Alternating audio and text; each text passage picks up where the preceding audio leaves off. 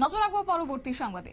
বিভিন্ন রকমের শাকসবজি উৎপাদন করে এই মুহূর্তে স্বয়ং সম্পূর্ণ একজন কৃষক।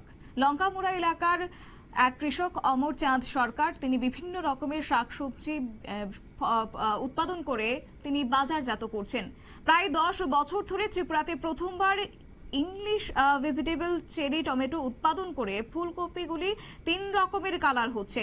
বিভিন্ন কষ্টদায়ক এই ফলনগুলি করতে এবং বৃষ্টির মরশুমে উন্নত মানের বাঁধাকপি বিক্রি করেন। এর মধ্যে উন্নত মানের বেগুন, বাঁধাকপি, টমেটো সহ বিভিন্ন শাকসবজিতে চাষ করে বিক্রি করে খুবই উন্নত মানের এবং যার ফলে তিনি বাজারজাত করে লাভবান হচ্ছেন বলে আজকে তিনি জানিয়েছেন। কি রয়েছে বক্তব্য তার মাধ্যমে শুনুন।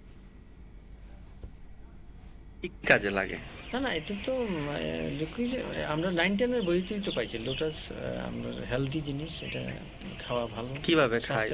এটা স্যালাড খাওয়া যেতে পারে। আর যেটা পোকরাজ এটা বললেন যে এটা কি বিষয় জিনিসটা?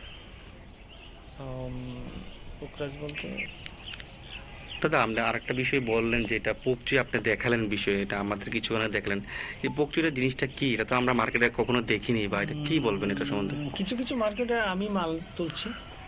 এটা পকচুই তো এটা আপনার চাইনিজ খাওয়ার মধ্যে লাগে, রেস্টুরেন্টের মধ্যেও ব্যবহার হয়, চাইনিজ খাবারে ব্যবহার হয় পকচুই, চাইনিজ কেবিজ, এটি চাইনিজ খাবারে ব্যবহার হয়। আর এখন মোবাইলের যুগ, সবাই মোবাইল দেখে অনেক কিছু রান্না। বাজার মূল্য কত এগুলোর দাম? বাজার মূল্য কম হয়, এখন তো সিজনে এটা আমরা 120 টাকা 150 টাকা এখন বিক্রি করছি। আর আনসিজনে তারপর আনসিজনে এসব বহুত দাম হয়ে যায়, আমরা পাইকারি তখন বেচতে পারবো 200-300 টাকা। তখন টাফ আর কি, করাটা খুব শক্ত, হার্ড।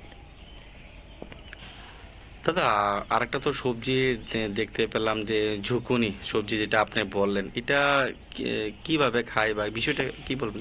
এটা ইংলিশ ভেজিটেবল পরে, এটা আপনার স্যালাড হিসেবে খাওয়া যেতে পারে, বড় বড় হোটেলে স্যালাড হিসেবে ব্যবহার হয়। এবং আপনারা শুনলেন কৃষক অমর চাঁদ সরকারের বক্তব্য এবং তিনি জানিয়েছেন যে তার জমিতে রীতিমতো ইংলিশ ভেজিটেবল চেরি টমেটোই নয়, একই সঙ্গে ব্রুকলি উৎপাদন করা হচ্ছে এবং তা তিনি বাজারজাত করছেন এবং একই সঙ্গে যারা বেকার যুবকরা রয়েছেন তাদেরকেও স্বাবলম্বী হওয়ার পরামর্শ আজকে তিনি দিয়েছেন। নিয়ে নিচ্ছি ছোট্ট একটি বিজ্ঞাপন বিরতির সঙ্গে থাকুন।